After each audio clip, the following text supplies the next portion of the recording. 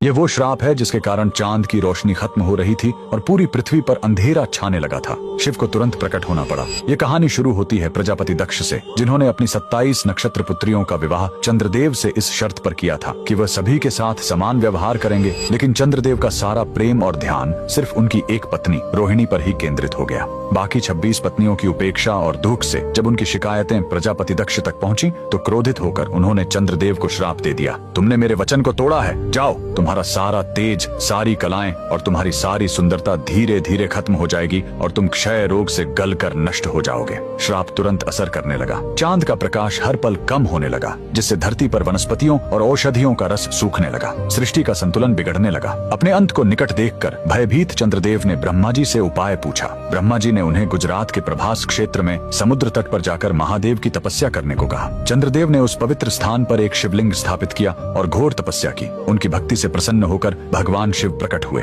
उन्होंने कहा, मैं दक्ष के श्राप को पूरी तरह खत्म तो नहीं कर सकता, लेकिन उसका प्रभाव कम कर सकता हूँ। शिव ने वरदान दिया, तुम कृष्ण पक्ष में 15 दिन क्षीण होगे, लेकिन शुक्ल पक्ष में 15 दिन फिर से पूर्ण हो जाओगे। उन्होंने चंद्र को अपने मस्तक पर धारण कर लिया और चंद्रशेखर कहलाए। और जिस ज्योतिर्लिंग की चंद्र ने पूजा की थी वो सोमनाथ, सोम यानी चंद्र के नाथ के नाम से प्रसिद्ध हुआ। और यही सोमनाथ मंदिर भारत का पहला ज्योतिर्लिंग आज भी गुजरात के वेरावल में उसी समुद्र तट पर शान से खड़ा है, जहाँ चंद्रदेव ने श्राप से मुक्ति पाई थी। लेकिन रुकिए, इस मंदिर का एक और रहस्य है। यहाँ मौजूद बाण स्तंभ यह बताता है कि यहाँ से लेकर दक्षिणी ध्रुव तक समुद्र के रास्ते में कोई जमीन नहीं है। भगवान शिव के भक्त कमेंट में हर हर महादेव जरूर लिखें।